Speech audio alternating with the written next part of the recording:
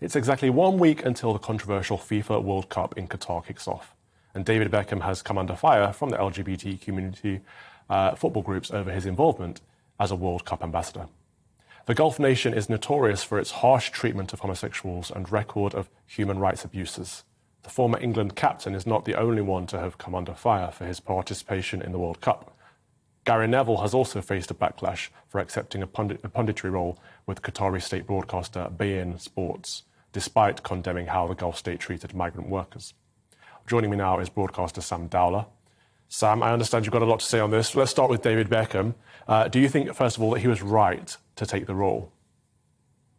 Well, this was a role that came about last year, and I mean, there are so many different reports. Some say he's got 150 million out of it. Some say 75 million. But let's, you've got to boil things down here. We have to remember that football is about money, and and FIFA made no.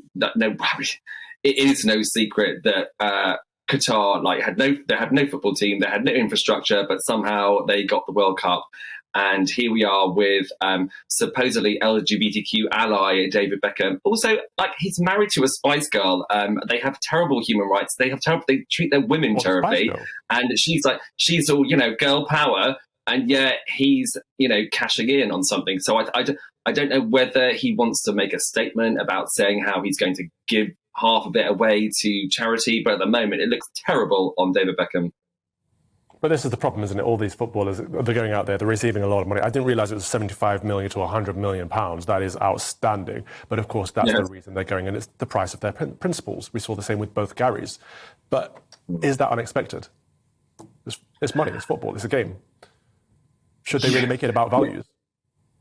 Yeah, I get it. It's a game, but FIFA have made no secret of trying to kick out racism from the game. They've tried to kick out homophobia from the game as well. They make massive statements about that, and obviously we know that homophobia and racism are rife within football. So it's much more than that. And we know, I'm not a particular massive fan of football myself, but I have friends who are obsessed. I have friends who work within the football sector. I mean, this is huge. It's not just about a game. Of course it isn't. And to take the World Cup, which everybody watches, which everybody loves. I mean, I do watch the World Cup because I find it fascinating. But to take it to a country with where it's alleged maybe 6,000 migrants died, getting paid like £1 a day, whatever, to build this infrastructure that they didn't have to begin with.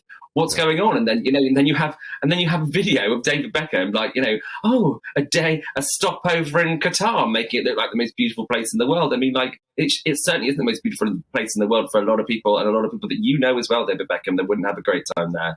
Well, that's just it, isn't it? We know it's an atrocious place. We know the human rights record, not just historically, but involved in building the infrastructure for the World Cup. So I don't think anyone can go over there and still claim the moral high ground. So do you think it's right for the LGBT lobbies and communities to say, actually, you're no longer an ally, David Beckham?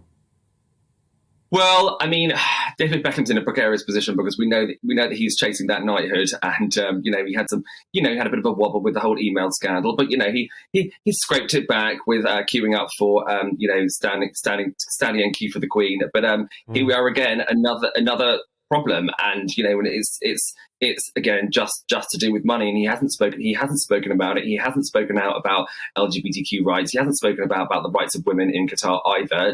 Is he gagged by the Qatar government?